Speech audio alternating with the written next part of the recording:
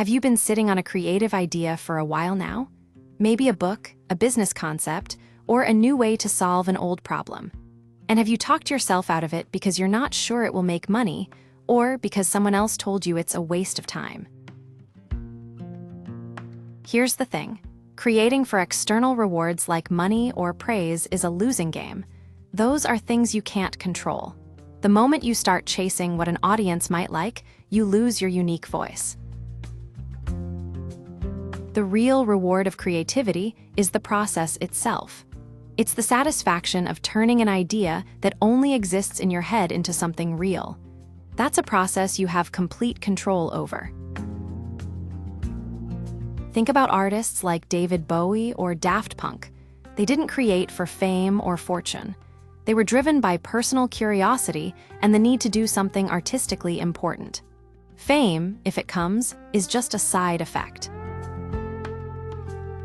Creating for an audience of one, which is you, is actually the most effective strategy.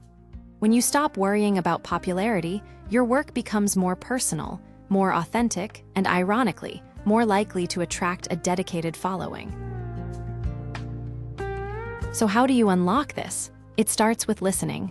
First, listen to yourself, trust your own values, ask yourself what truly excites you, be present.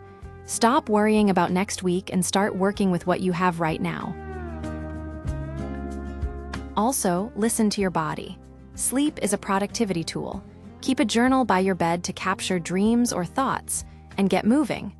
Exercise creates energy for both your brain and your muscles. Next, look at your environment. Clear the physical clutter. If you don't love it, get rid of it. Spend time in nature. It lowers stress and clears your mind, and be ruthless with your digital distractions. Turn off notifications. Use apps to block time-wasting sites. Keep your phone in another room when you need to focus. Remember, you control the technology, it doesn't control you.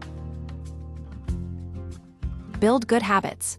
Use a certainty anchor, like making coffee before you start work, to signal your brain it's time to focus. Reduce decision fatigue by planning simple things like your clothes ahead of time. And don't try to change overnight. Set small, incremental goals. If you want to write 1,000 words a day, start with 1 sentence a day and slowly build up. That's how sustainable habits are formed. Finally, listen to others, but be selective. Surround yourself with a community that supports you and provides inspiration. Collaboration is key. No one creates in a true vacuum. We all build on the work of those who came before us. Please like, share, and subscribe and spread the word.